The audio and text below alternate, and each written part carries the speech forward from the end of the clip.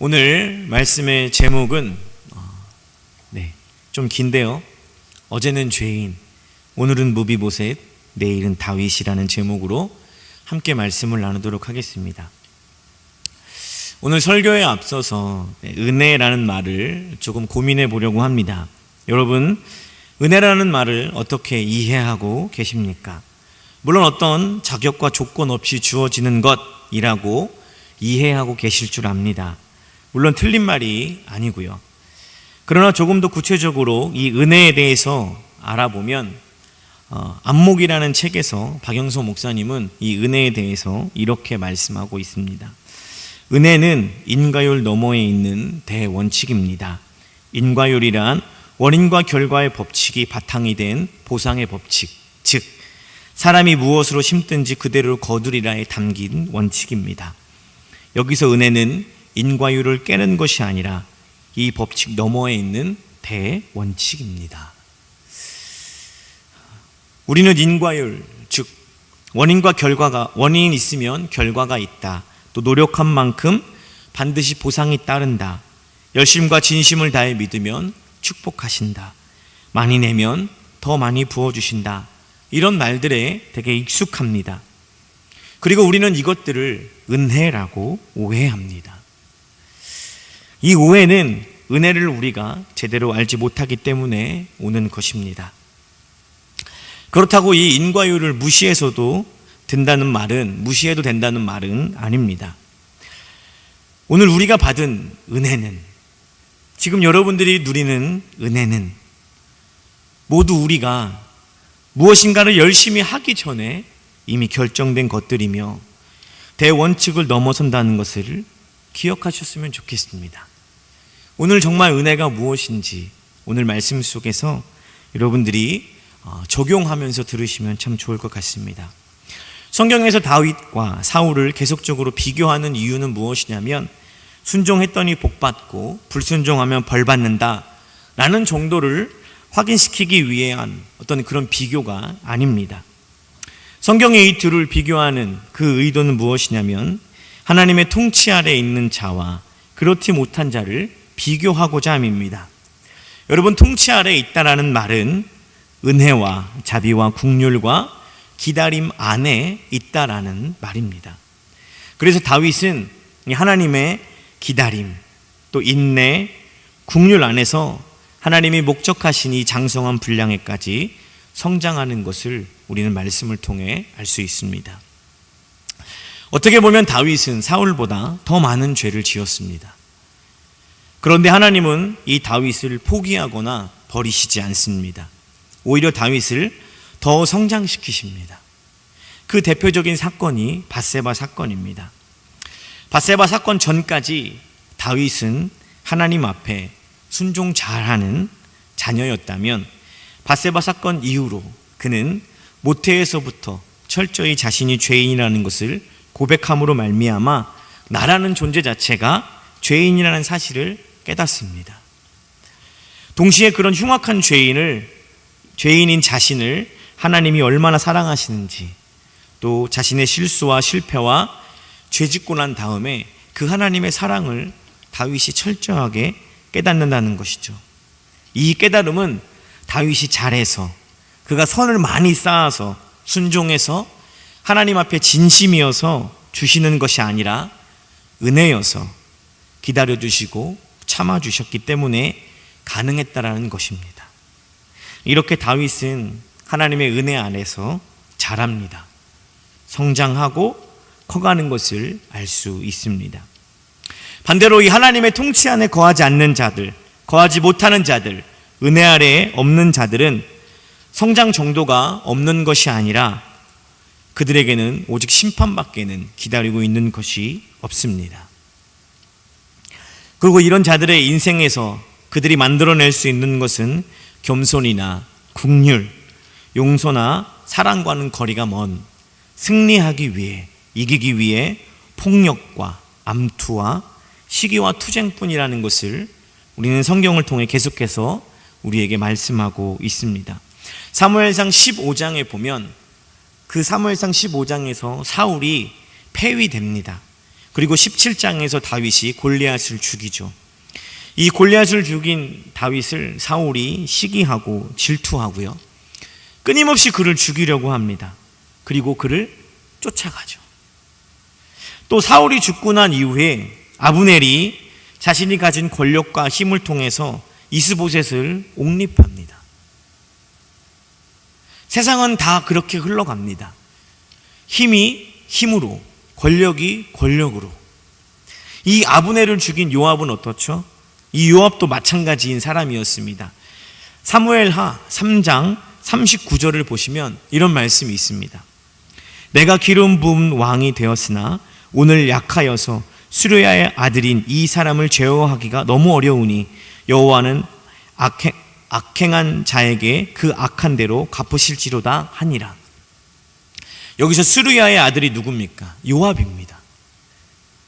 요압은 다윗에게 가장 든든한 군사령관이었습니다. 하지만 반대로 그는 가장 통제하기 어려운 존재이기도 했습니다.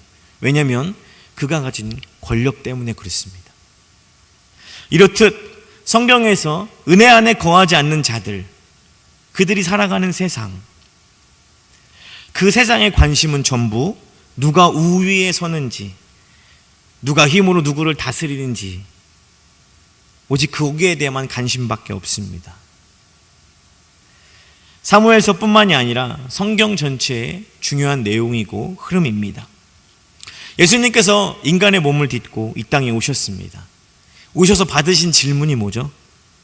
사람들의 관심은 뭐였죠? 모든 사람이 예수님에게 당신이 과연 우리를 군사적, 정치적 왕이 되어 폭력으로 로마를 전복하고 나라를 독립시킬 수 있는 왕입니까? 아닙니까? 라는 질문 아니었습니까? 이런 질문을 예수님은 끊임없이 받으셨습니다. 그러나 그들의 열망과 탐욕 속에 예수님은 호응하지 않으셨고요, 그 호응하지 않는 예수 그리스도를 자신들이 가진 힘과 권력으로 십자가에 못 박았습니다. 세상의 관심은 온통 여기에 있습니다. 누가 더 우위에 서는지, 누가 더 힘이 세고 강한 권력을 갖고 있는지, 세상의 관심이 여기 있다는 거죠. 이전까지 다윗의 인생은 사울을 피해 도망다니는 인생이었습니다. 사울이 죽자 하나님은 다윗을 어떻게 하셨죠? 이 약육강식, 적자생존 같은 힘의 논리로 지배되는 세상 속에 다윗을 밀어넣으셨습니다. 다윗이 거기서 성공하나요? 아니요. 실수하고 실패합니다. 죄를 짓습니다. 그러나 이 다윗을 사랑하심으로 말미암아 인내해 주시고 또 다윗의 죄를 깨닫게 하시고 하나님의 사랑을 보이심으로 하나님의 통치를 이루는 왕으로, 예수 그리스도를 가장 닮은 인생으로 다윗을 인도하고 이끌고 있다는 사실입니다.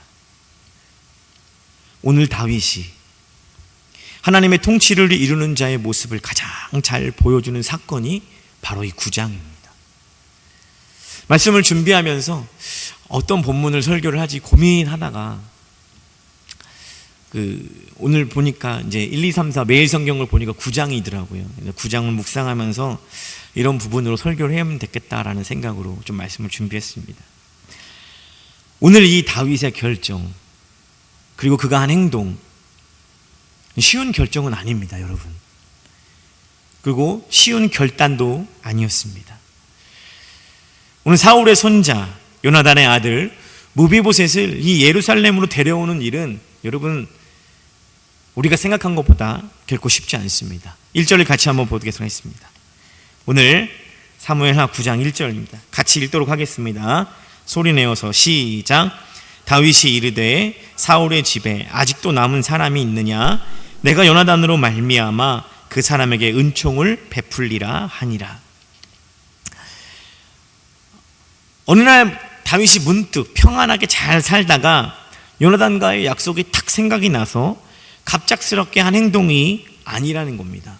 다윗은 요나단과의 약속을 늘 생각하고 있었고 그 생각 속에 나온 결정인 것이죠. 여러분 잘 생각해 보십시오. 사무엘하를 잘 보시면 통일 왕국이 됩니다. 헤브론에서 7년 6개월 동안 다스리다가 이제 그 이스보셋이 죽고 나서 이제 자연스럽게 한 나라가 되죠. 그리고 가장 중요한 법궤를 예루살렘으로 옮기는 일을 다윗이 완료합니다. 그리고 5장과 6장에 보면 다윗이 주변 나라들을 블레셋과 모압을 공격하는 것을 볼 수 있습니다.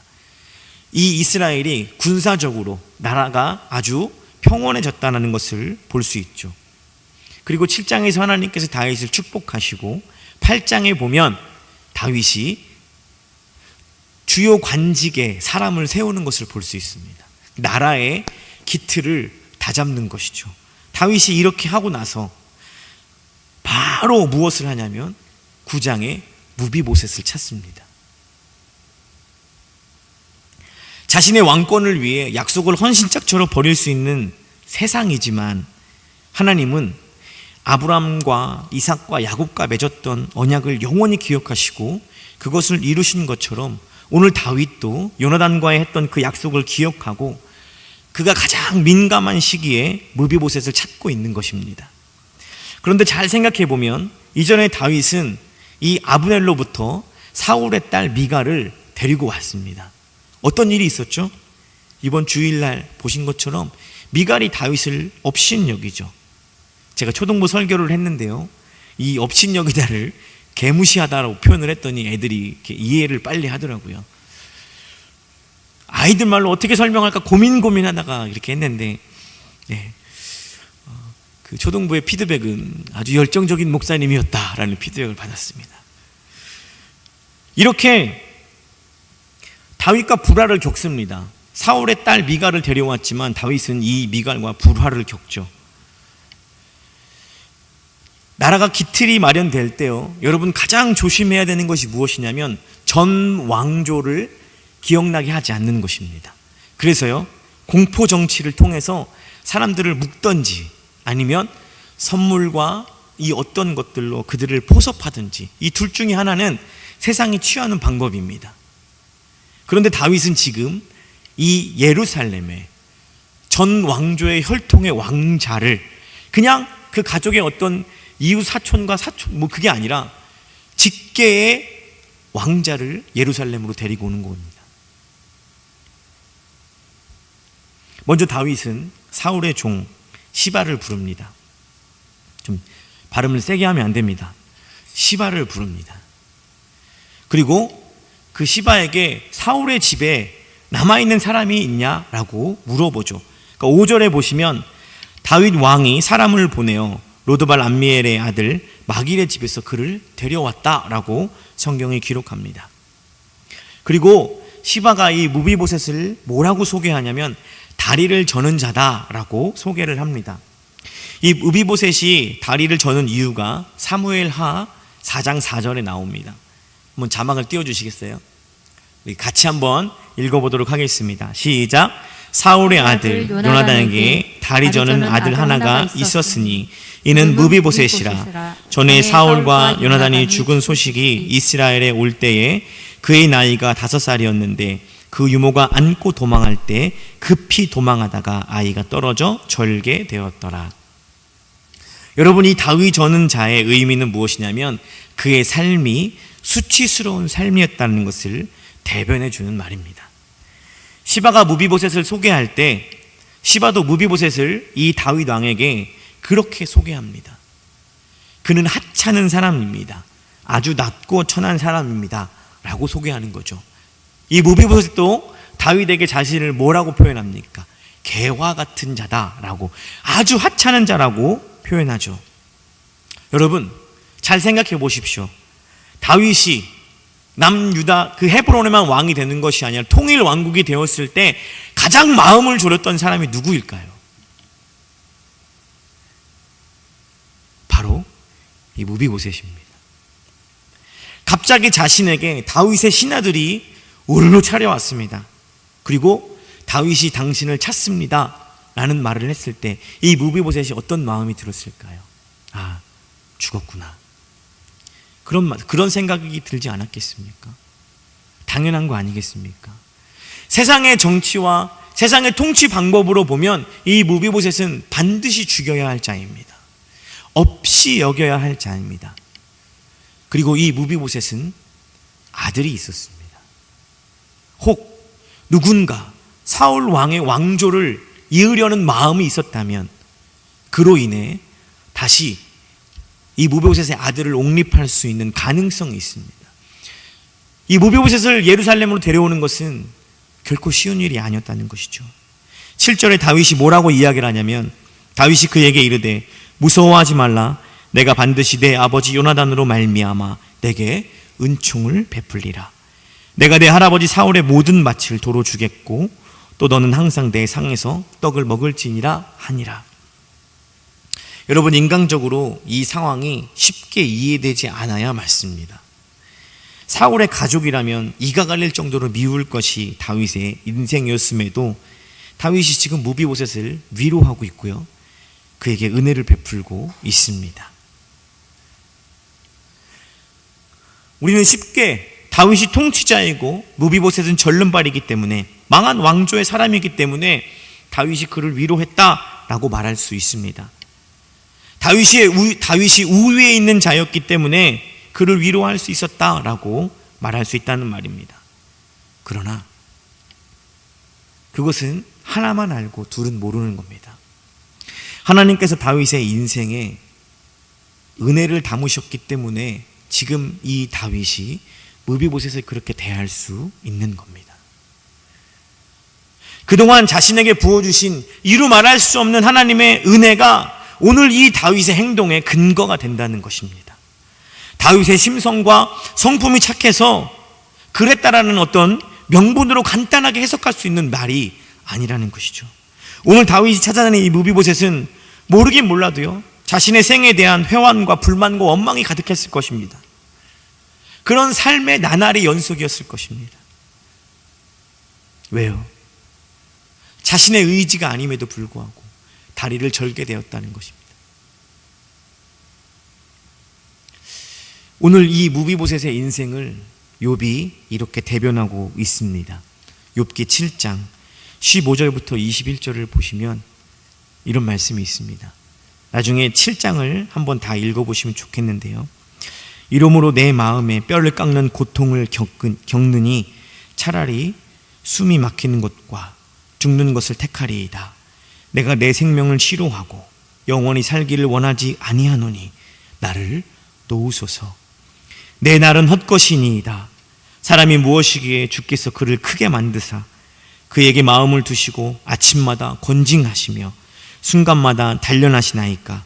주께서 내게서 눈을 돌이키지 아니하시며 내가 침 삼킬 동안도 나를 놓지 아니하시기를 어느 때까지 하시리이까. 사람을 감찰하시는 이여, 내가 범죄하였던들 주께 무슨 해가 되오리이까. 어찌하여 나를 당신의 관역으로 삼으셔서 내게 무거운 짐이 되게 하셨나이까. 주께서 어찌하여 내 허물을 사하여 주지 아니하시며 내 죄악을 제거하여 버리지 아니하시나이까.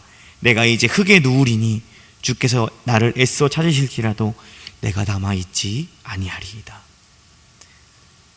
지금 자신의 고통을 덮고 있는, 자신을 덮은 고통에 대해서 욥이 철저히 처절한 고백입니다.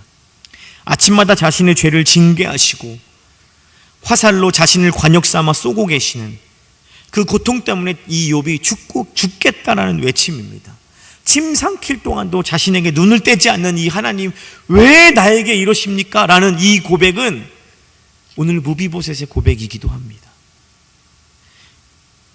욥의 원망과 탄식이지만 오늘 무비보셋의 원망과 탄식이기도 했을 것입니다.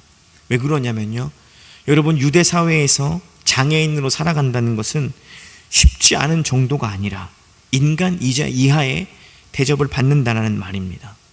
레위기 21장에 보면 장애인은 하나님께 그 흔한 떡조차 드리지 못하게 율법으로 정해져 있습니다. 만약에 제사장이 장애인이라면 하나님이 주신 상에서 나온 떡은 먹을 수 있지만 하나님 앞으로 나아갈 수 없고 하나님께 제사조차 드릴 수 없는, 여러분, 제사를 드리지 못한다는 것은 이 유대 사회에서 나는 죄인이요 라는 말입니다. 결국 장애인으로 살아간다는 것은 죄인으로 낙인 찍힌 삶입니다.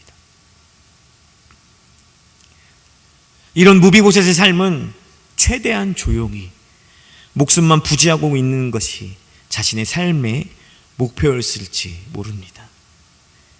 무비보셋을 오늘 다윗이 3절에서 이미 고백했던 것처럼 이 요나단과의 약속을 통해 헤세드, 은혜를 베풀고 있는 것입니다. 여러분, 이 무비보셋이 은혜를 경험한 이 경험은 성경에서만 있는 역설입니다. 역설이라는 뜻은 논리적인 모순이라는 의미입니다. 성경이 말하는 역설은 무엇이냐면 성소에조차 나아갈 수 없는 자가 왕의 식탁에서 식사를 한다는 말이 안 되는 일이죠. 예수님의 죽음은 어떻습니까? 죽으면 그만인데 하나님은 그 죽음을 통해 부활을 창조해 내셨습니다. 죄인인데 내가 잘한 것이 아무것도 없는데 구원을 받았다는 것, 이것만큼 논리적인 모순이 어디 있습니까? 하나님의 아들이심, 그분이 신이신데 자신이 지은 피조물을 위해 죽는다? 여러분, 이건 말도 안 되는 일입니다. 논리적인 모순이죠. 역설입니다. 세상에 없는 것이기 때문에 세상은 은혜를 모릅니다.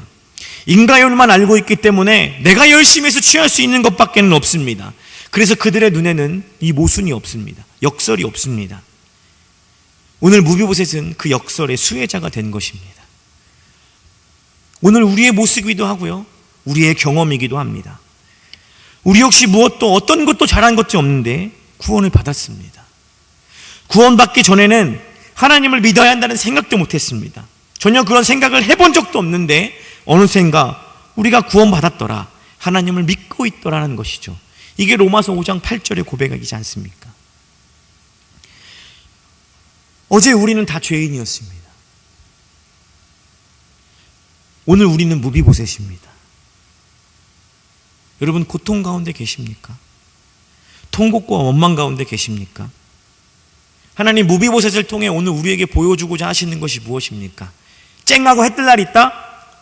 여러분, 그 정도가 아닙니다. 왕의 식탁에서 함께 식사하는 자리로 올라간 것입니다. 영광에 참여하는 자가 되었다는 말입니다. 좀 더 리얼하고 쉽게, 이걸 어떻게 여러분들에게 쉽게 설명할까 고민하다가 여러분, 하나님과 겸상하게 되었다는 얘기입니다. 뭔지 아시겠습니까? 이게 얼마나 복된지 아시겠습니까?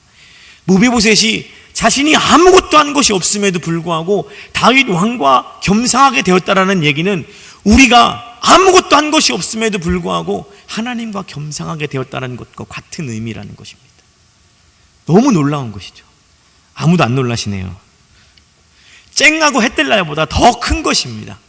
더 감사한 것이고 더 위대한 것입니다. 그래서 고통 가운데 계십니까? 하나님이 괜찮다고 하십니다. 왜냐하면 하나님은 여전히 나의 하나님이시고 하나님은 단 한 번도 스스로 하나님이시길 포기한 적이 없기 때문에 괜찮으십니다. 믿으십니까? 이는 하나님이 끊임없이 우리에게 자신의 은혜를 베풀고 계시다라는 의미입니다. 그렇게 우리를 포기하지 않으시기에 오늘 우리는 무비보셋이지만 내일 우리는 다윗으로 인도되어지고 있습니다. 다윗이 자신의 유익을 위해서 무비보셋을 찾지 않았습니다. 만약 다윗이 무비보셋을 이용하려 했다면 무비보셋을 찾아서 사울의 왕조는 이 두 다리가 절개된 이 사람처럼 하나님이 이들을 이렇게 망하게 하셨다. 그러나 이 자신의 왕조에게 정당성과 당위성을 부여하면서 봐라, 우리는 이렇게 축복하지 않냐 라고 다윗이 충분히 이용할 수 있었습니다. 그러나 그렇게 하지 않았죠. 왜요? 하나님의 은혜의 통치 아래 거하는 자는 세상의 방법과 다른 것을 하나님이 이 다윗을 통해서 보여주고 계시기 때문에 그런 것입니다. 은혜 안에 거하는 자의 삶이 이렇다는 것입니다. 바로 여러분들의 삶입니다.